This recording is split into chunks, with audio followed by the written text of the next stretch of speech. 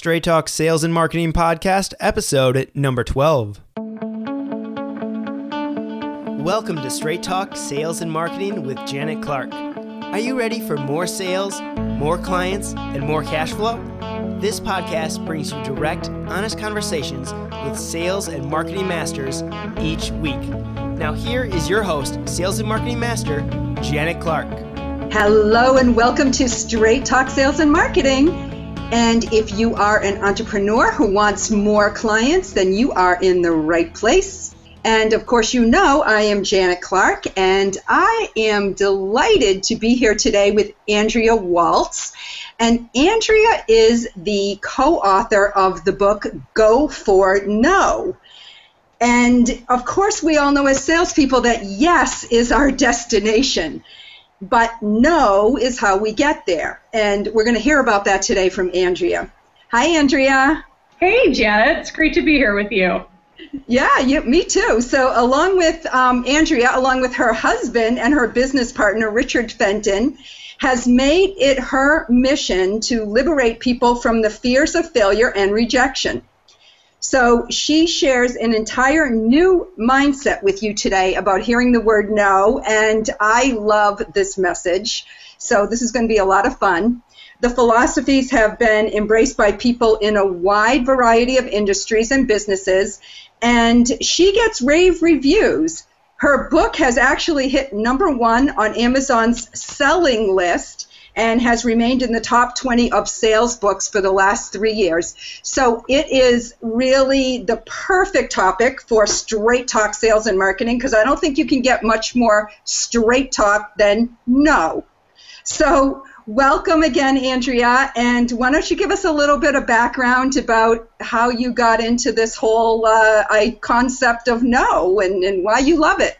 Yeah, absolutely. I do love it, actually. You're right. And it is perfect for straight talk because, as I like to say, we talk about the elephant in the room, right? I mean, the idea that salespeople, they have all these obstacles and they're trying to manage their time and do all of these things, and yet the fear of the word no, the fear of failure and rejection stops a lot of people, and a lot of times it's not something that's dealt with, right? We pretend that doesn't exist.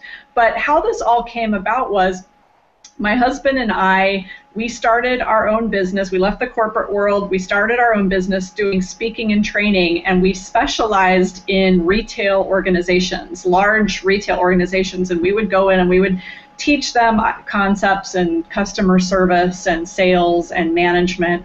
And one of the things that we would talk about in maybe an 8-hour seminar was for 15 minutes, we'd cover this little topic called Go for No.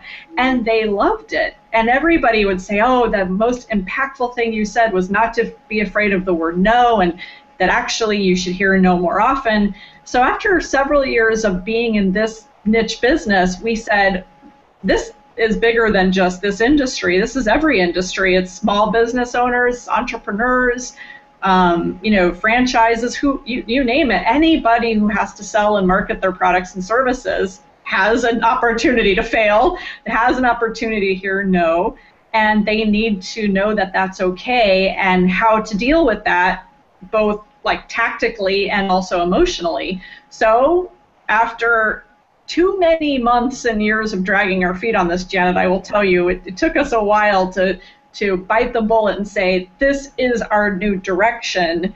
We did focus in about 2007 on this area and this topic, and we've been doing that ever since. So we are really known as the Go for No people. If somebody brings up failure, fear of rejection, we're usually the resource. And I never thought that this is what I would be doing, but I love it. It's a passion, because I hate to see people with excitement and passion and good ideas get stopped by their fear of rejection. Yeah, and I like that concept because, I've been managing salespeople for, I don't even want to tell anybody how many years, but for those of you who know me, it's been a long time. And I started early in my career being first a salesperson, but then a sales manager. But as a sales manager, I used to say something to people, and it used to kind of make them get a double take. But, in the corporate world, you always had to do your sales reports, right? And every week you'd be like, well, tell me about your funnel. What's going on with this one? What's going on with that one? And I learned very quickly that people resisted getting somebody out of the funnel that wasn't going to become a sale, right? They really want to keep it in there. So I used to get this philosophy, and it seemed to make a lot of sense to me. Drive the damn thing. Go for yes or go for no, but find out what it is. And I would rather have you come to me and say, they said no, than to keep saying, well, it's still out there. Well, maybe it will happen. Well, maybe they'll buy. Because really, it's our own fear that's getting in the way of figuring out what really is happening. So I love to hear your take on that, because I know that's exactly saying it in a different way, but. Oh, absolutely, and that's such a great point. And I actually think that's a point that we probably don't even address as much as we should, but that idea, that you kind of let things linger, and we all get let me think about it. We always like to say, a good no is better than a bad yes, right? Because we sometimes get bad yeses that end up falling apart anyway. But you're right, forcing people to make a decision, and I don't mean forcing like, you're trying to manipulate, but helping them push them to that point where it's like, this is for you or this isn't. Let's not pretend that we've got 100 opportunities in the funnel when in reality 80 of those are just afraid. People don't also like to reject salespeople. They don't like to just say no, and it's better for everybody, saves the salesperson more time, because now they can go out and prospect for new clients. When you think you have 100 opportunities, it's just always out there, it's always out there. So you're so right. That's a huge part of Go for No is forcing those yeses and nos, separating that out, and then allowing yourself to move on and being okay with that, and not deluding yourself into thinking you've got all these opportunities when you don't.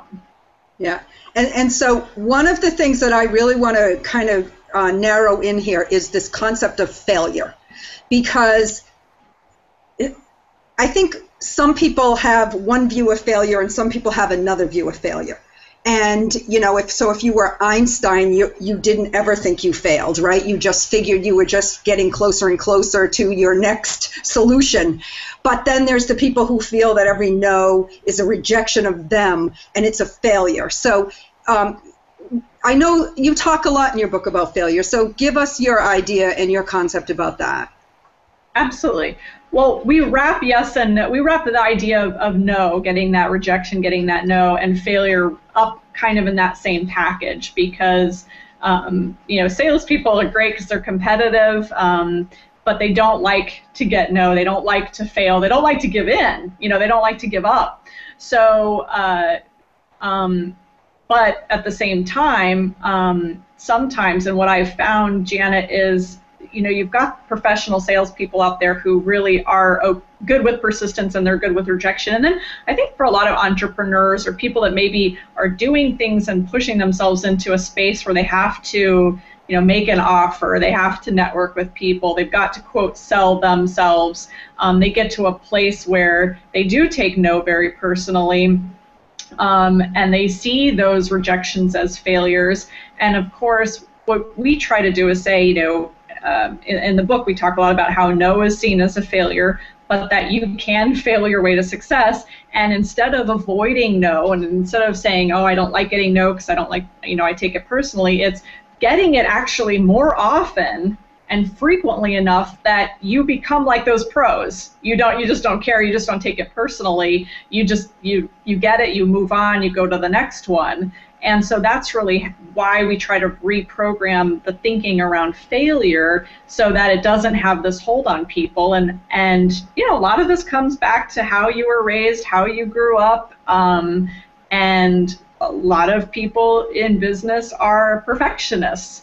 So the idea that they might fail is, antithetical to their belief system. They don't want to look at it that way. They take it personally and all of that, and it's part of that package, and getting no's is part of the path. So that's one of the things that we stress. It's funny how many nuances there are to this. A lot of it I've learned just from teaching or having people who read the book or hear a message tell us all of these things is how I've learned it along the way. And then my own experience. I was a pathological people pleaser, didn't like to hear no, thought I was a great salesperson, and realized I avoided it too because I didn't want to look pushy. So that whole, fear of looking pushy and all of that, and fear of failure is really what drives people, I think, to hold back. And it's the holding back where we don't experience the opportunity to have something great happen. So is there that you have to have so many no's to get to a yes? Yeah, I think, and that's part of it. And you're kind of seasoned salesperson. People will say to us all the time, well, how many no's does it take? And everybody's different, right? I hear ratios of 10 to 1, 20 to 1, 50 to 1. It's not easy. That's that elephant in the room thing, where the statistics do bear that out, where you've got that funnel of 100 people, and maybe if you're getting appointments or you're having conversations, maybe you get out of that 100, you get 25 conversations.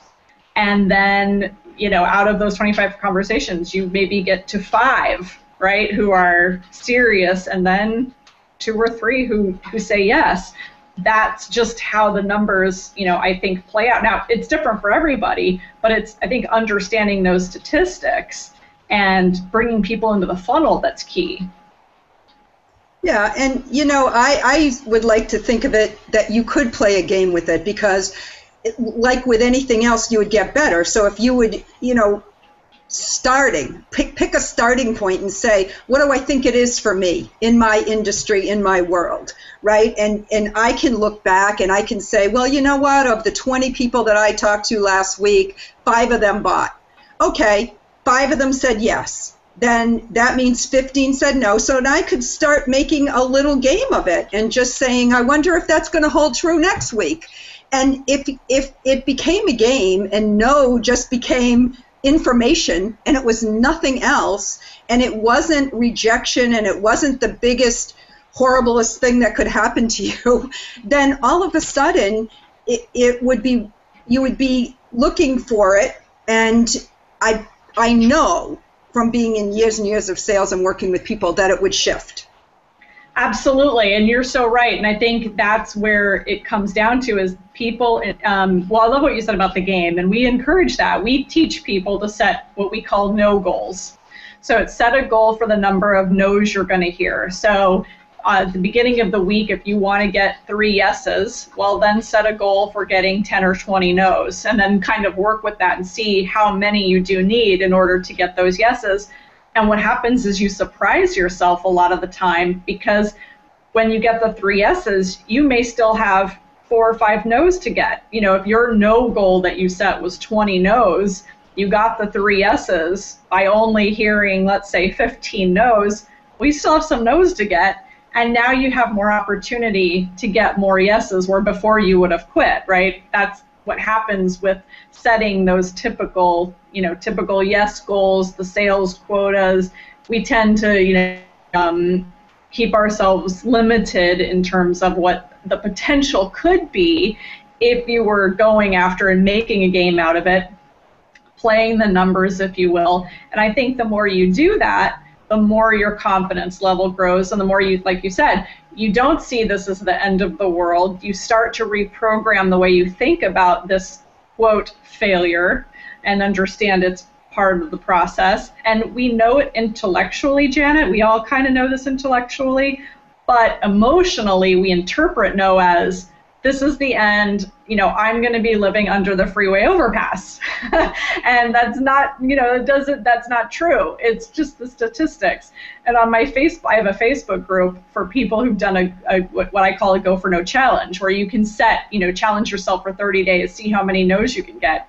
And we all kind of correspond in this group. And, somebody who is fairly new said, she got a really nice rejection. She said, do I count this as a no? And I said, yeah, count that as a no. The lady said she wanted to wait. She wasn't ready, wanted to wait a couple months. I said, count that as a no. But follow up with her, because that is also a part of Go for No. Follow up with her, but understand that you're going to get those all the time. It's classic, right? It's just so it's part of the process. Yeah, so I want to go into this next step of, does no really mean no?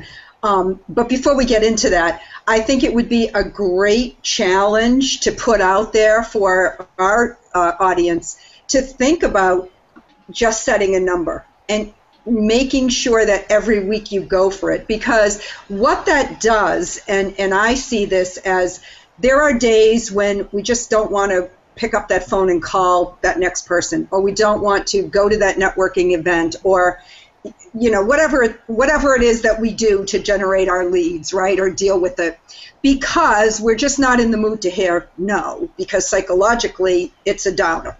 So if we could make that little shift and say, you know what, if I want to make sure that by the end of this week I can at least say that I hit a goal, and my goal was to get to my, pick a number, 20 no's, then I'm just going to make sure that I find a way to ask at least 20 people this week if they're interested in working with me. And if they all say no, at least I succeeded at something, right? There's a psychological advantage to that I love that. Yeah, there is, and I love that you said that. There is a psychological advantage. You did succeed at something. You succeeded at hitting that no goal, and there's something about that, I think, mentally. Instead of feeling guilty about, I met that person, I didn't call them, I went to this event, I got a couple business cards, I never followed up. So there's that guilt that's associated with that. Do the action, get the no, fine, even if they don't call you back, whatever, you did your part. And, we always say we can't control what other people are going to do, but we can control our own behavior. And so at least you can say, I did my part. Now what's next? More prospecting, but you've got to at least take action on that and turn all of that invested time, into potentially profitable time. Yeah. Okay. So, Andrea, let's talk now about objections, because this is really no is the opening to a whole new strategy and a whole new opportunity. And what I was thinking about when we were talking about setting a goal for no, like say you decided it was going to be 20, we'll just use that number. I would like to think that you could start categorizing the reasons why people say no, because there's always going to be this excuse or that excuse or that excuse, but over the course of my career in sales, I've learned that there's only so many reasons why people are going to say no. It's hard to find a new one. So that could become another part of the game. Like, how many do I get in this area? How many do I get in this area? And, so talk to us about these objections and what they really, how they play out. Well, thank you for bringing that up. It's funny because you can put your no's into different buckets, and I think the good no's actually are the ones that you get that are where you literally disqualify. So you figure out, what I have to offer literally does not work for this person. You can put that in the total disqualification bucket. You don't need to call them back. You don't have something that's for them. You mutually agree to that, which is good. That's a good thing. And I think people sometimes want to make things fit, want to force those things, and it's just not worth it. So there's that bucket. And then, of course, there's all the other different buckets of no's, which ultimately, whether they're true, and you probably know this so well, the money objection is never really the money objection. There's usually something else behind it. It's, they are not, the value hasn't been built, right? So you get that. It's too expensive. It's not the right time. It's not the right time objection. Maybe, maybe not. So people ask us all the time, so you could segment it, like you said. You could start analyzing and saying, okay, I'm getting expensive, I'm getting time issues, I'm getting whatever, and then start working your skills in order to nuance your presentation and figure out, what is the issue? Is there something that I can learn here? Because of course, Go for No, ultimately, it's a great tool to learn. It's not just, hey, get no, and keep failing and never learn from it. You can learn from it and learn how to maybe nuance and then start managing those objections. Now, I'll tell you, I'm not an expert in managing objections, but certainly, if you start hearing an objection enough, being willing at that moment to take that no and to dig just a little and to probe a little more and say, oh, I'm surprised because we talked about this, I asked you these questions, and everything I mentioned to you seemed to handle your needs, so I'm surprised all of a sudden that, it's too expensive, or that you don't have the time because it seemed perfect for you. So what can we do to make this work? Pressing again for a yes/no decision. Well, it's just never going to work. I just don't have the money, or and you learn something else. So digging into that, sometimes you could get a no multiple times by handling an objection right. You might get several no's, probing and asking different questions to figure out, what's the real truth going on here, right? Yeah, and one of the things that I've always learned with people is that when they say no, you aren't really sure what they're saying no to. Are they saying no that what you're offering them they don't want? Or are they saying no that what you're offering them they do want, but they can't convince themselves that how they're going to get it?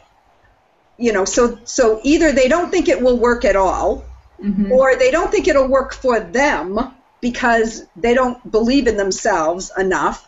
I mean, there's so many nuances to what they really mean when they say no, which I think is why it's great to get there, because now you have an opportunity for taking the conversation deeper into not talking about what your stuff is, right, as the salesperson, but where they are, what's going on in their head. Absolutely, and that really allows you to offer value, I think, to probe in and find out and be okay with, being okay with if you probe more and you dig deeper and you find out that their issue is something that is not a good fit, well then you can leave it alone and be happy that you served this person. And quite frankly, when you handle that initial no gracefully, as I like to say, when you handle it well, when you don't get aggressive and pushy, and you don't have to be, you can be that servant where you're more curious than anything. I think that person is more willing to say, it's not for me, it doesn't work for me, but I liked this person enough and felt that they're not a manipulative, aggressive salesperson, that I would, give a referral or mention this person to someone else, because I know that my friend isn't going to get beaten up if they say no. You know what I mean? So I think handling that no in the moment is so important, especially if you are going to go down the objection route and probe. It can be really powerful. At every stage, it doesn't mean you're losing business. You're building that's the opportunity, you're building that relationship. Yeah. So when you work with salespeople, and I know you do a lot of speaking for organizations, of groups of salespeople, how do you help them to get over that fear of asking the question? And I think there's a process for learning how to actually ask the question. Mm-hmm. And when I was training to be a salesperson, part of what I was taught was to never ask a yes/no question, right? It was always to ask these open-ended questions. And maybe in some ways that makes it harder to actually get to the yes or no, because you're almost taking an avoidance tactic there. Yeah, that's so interesting that you brought that up, because that's true. I was taught that as well. But what we've found is, at some point, you do want to ask a question that forces a decision, because I think too many people make a presentation and then it's like they make the presentation and then it's, okay, I'll call you on Thursday. It just kind of ends. There's no, so what do you think? Would you like to go ahead and sign up? What's your credit card number? Kind of ending. It's that old closing the sale thing, but I think asking that question does help. But so going back to the fear thing, though, Janet, I think one of the things that we do, as simple as this may sound, is we really make the case that, and this goes back to the failure conversation, that hearing no and failing is part of your job as a great salesperson. And the more you do that and do it intelligently and learn and grow from it, the better you will become, and that there's opportunities out there. So we say we give people permission to fail. We try to tell them that the childlike tenacity they had as a child, they need to get that back as adults. And for a lot of people, the switch flips. I will tell you, a lot of people have come up to us after 1 hour with us and say, I get it. I can do this now. I was so afraid of no and afraid of failing, and you've helped me see. It's just kind of a paradigm shift of opening people's eyes and saying, this is okay, this is part of it. You don't have to be perfect. You don't have to not fail. You are going to hear a lot of no's. So as simple as that sounds, I think that's a big part. And then I will say there's a certain population who the fear is significant. And maybe they're looking for approval from that sale. They have a lot of anxiety around being perfect, not being pushy. So that requires more work on their part, and sometimes it's a commitment level to what they're doing. There's all kinds of nuances. Everybody's a little bit different, and they need to work on and try to figure out what is it holding me back. We've given them permission to fail and permission to get a no. So to me, it's like, now you can't screw up. Because if you reach out to somebody and you get a yes, well, that's good. You reach out to somebody, you get a no, well, we told you to do that, so you cannot lose. But people still have that fear, some of them.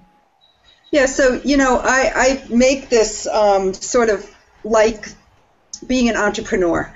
I was writing a blog about this the other day, how if, I call it the 100K question, right? Can you, as an entrepreneur, build a business to 100K? And the truth of the matter is that I believe anybody that has a talent or a gift or something to make a contribution that, to humanity, can make a business out of that. And the question is not, am I capable, am I worthy, does my, what I have to offer good enough? It really comes down to, can you get through the challenges? And literally that means, can you get through no? Because every day there is going to be something coming up that is going to get in your way. And as a salesperson, that is somebody saying no, right? I don't want it, or I don't think I want it, or I'm not going to do it now, or I can't afford it right now, or whatever they're saying. It's, it's the same thing with anything that you're trying to learn or do or become good at. And I don't care if it's learning how to play the violin, right? You're going to run into those moments where you feel like you are failing. Like, I am just not capable of doing this. It's, as an entrepreneur, it's going to happen too. You're going to try something, you're going to put something out there, all of a sudden it's not going to work, or people are going to reject it. So rejection is, I guess I call it a core wound for a lot of people. It's something that people are just hurting from. And so it feels like sometime when you're trying to take on something new, and if that's get better at sales, that you're opening up a festering wound. So what do you suggest, Andrea, to help people, to at least have a little compassion for themselves, that there is something there that hurts, and how they should deal with it? Because I know in our head it's all logic, but if we're hurting inside somehow and this feels like rejection, how do we deal with that? How do we get over it? Right. Well, that was beautifully said, by the way, and you are absolutely correct. And that there is a wound, and quite frankly, there was probably rejection in the past. Probably at one point, if you were a new salesperson, you stepped over the line with somebody one time and you kind of got smacked down metaphorically. They said, hey, stop calling me, or I don't want this anymore. And you got yelled at and you said, well, that doesn't feel good. I don't want that to happen anymore. Janet, it really comes down to I think a combination of things, tapping into your own mission of what you're doing and understanding that and one of the books I read that helped me get over this was a book called The Four Agreements. One of the agreements is not to take things personally. And we do have those wounds. And so we are, opening ourselves up to the possibility of that again. But now we can interpret those things differently. And so if I said, I didn't like your blouse today, that has nothing to do with you. It has everything to do with me. I could just as easily say, I love your blouse. But really, is that a valid, opinion either? Quite frankly, it honestly doesn't matter. What I think is all of my opinion and my beliefs and everything else. So one of the things that I try to do, and it does get a little touchy-feely here, is remind people that everything that someone else says to you, everything that they do is all based on their own beliefs, opinions, all of their stuff and their wounds, and has nothing to do with you. And it's not something, if this is an issue and you have the wound, it's not a light bulb thing. And I'll tell you, we've had people with the light bulb that come to us and say, I'm good. I get what you guys are saying. I'm getting 100 no's today. And I'm like, wow, that's amazing, because it took me a lot longer to reframe how I saw rejection. I was good with the failure thing, because being an entrepreneur, I make mistakes and have failures literally every day. Every day, things are exploding, right? And I've learned to deal with that. But the rejection and the taking it personally, I've learned to deal with that over the years. Yeah, and I agree. And that, it's funny because as a business coach, it's a lot easier for me to help other people get over those things and not take things personally and be an advisor and actually see where they're reacting to something from their own inner stuff than it is when it happens to me, right? So I always say one of the things is definitely have a coach or a helper or a mentor or somebody that literally can help you to get into that more unemotional state and to just be a little bit more realistic. So I know you and your husband Richard do a lot of work with people in that area, and tell us a little bit about that. Yeah, absolutely. Well, I think doing the Go for No challenge is something that's helped a lot of people, and and that's something that we do for free. Actually, people come on a webinar, they go through the challenge. I take them through what the steps of a 30-day challenge look like. They do the challenge, they come into the Facebook group, we talk through these issues, and then at the end, I have kind of a wrap-up, and I actually do a survey to see how people's results were, and we do a wrap-up call at the end. I think that makes a big difference, is showing people that, you can be rejected and not die. You can be rejected and actually start to, but it's really forcing people into action. And we're all so hesitant, I think, at the beginning to do what we're suggesting and to get those no's. But when you do it and you take that action and you understand that, you survived and sometimes are pleasantly surprised when the yeses fall into your lap that you didn't expect, you then start that reprogramming process. Yeah.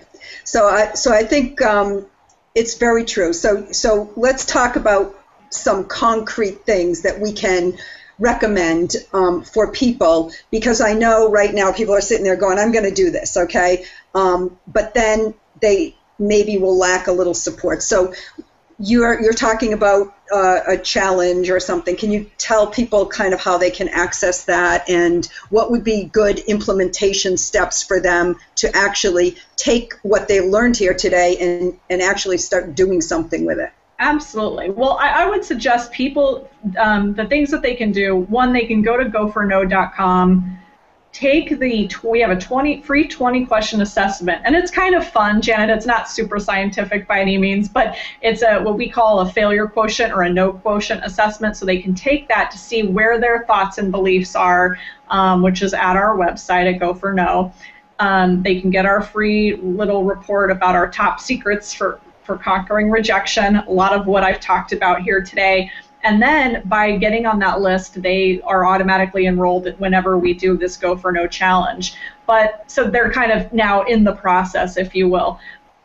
The concrete steps, I would say, is to create a no awareness. So for the next week, without running out and going crazy, just be aware of where your thoughts are around getting no.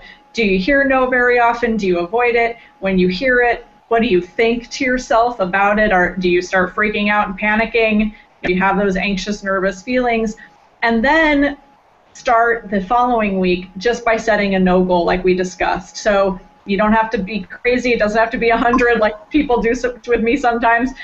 5 no's for the week, 1 no for the week. I don't care. Wherever, this is a race against yourself, not against anyone else. Set that no goal and achieve that, and then the next week slowly increase it. Those are the concrete steps I recommend.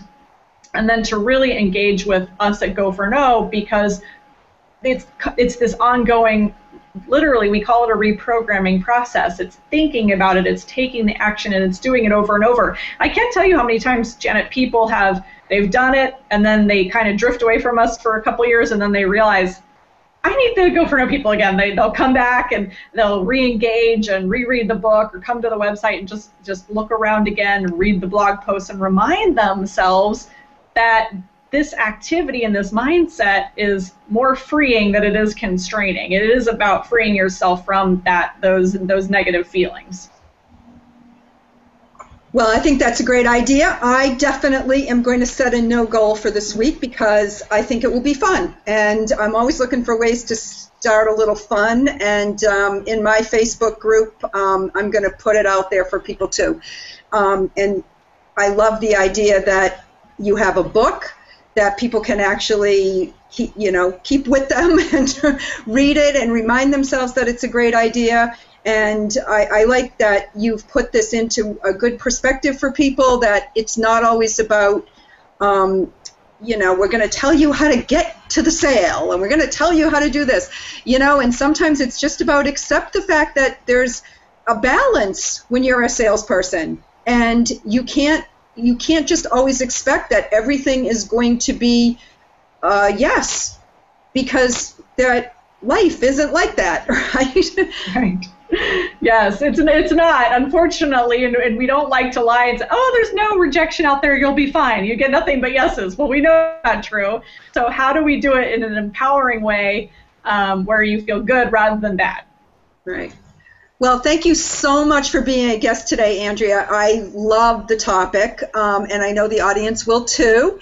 And I just invite everybody to go to www.straighttalksalesandmarketing.com, and you can get the link right there for Andrea's website, which is pretty easy, though. It's kind of a hard one to it's not a hard one to forget. Goforno.com. And if you would like, I also have a free copy of my ebook, Sell from the Heart, which you can get at our website, Straight Talk Sales and Marketing. So until next week, I just want to say blessings to all of you, and thank you to Andrea. And make sure that you get out there and have a lot of fun today and this week. And I want to hear about how successful you are and how many no's you can get. So until next week, enjoy.